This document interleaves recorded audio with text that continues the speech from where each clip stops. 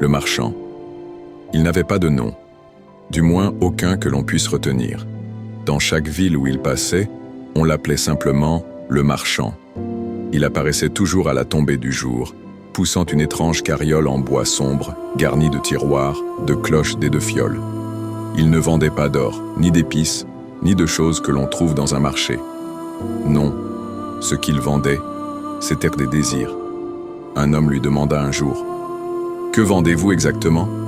Le marchand répondit calmement « Ce que ton cœur réclame, même si ta bouche n'ose le dire. » Les règles. Ses clients ne payaient pas en pièces d'argent, mais en souvenirs, en années ou en vérités oubliées. Une femme échangea 10 années de sa vie contre le regard de son fils qu'elle avait perdu. Un roi désespéré offrit son nom en échange d'un règne sans guerre et fut vite oublié de tous.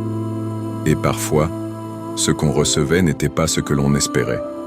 Un jour, il refusa une vente. Un jeune garçon s'approcha, les poches vides, les yeux brillants d'innocence.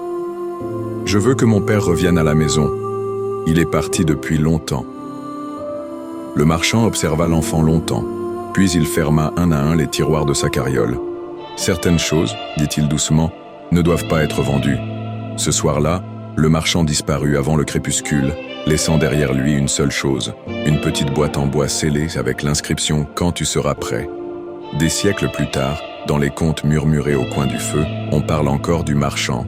Certains disent qu'il était un ange déchu, d'autres un homme puni pour avoir voulu contrôler le destin. Mais tous s'accordent sur un point, si un jour vous le croisez, réfléchissez bien à ce que vous voulez et à ce que vous êtes prêt à perdre.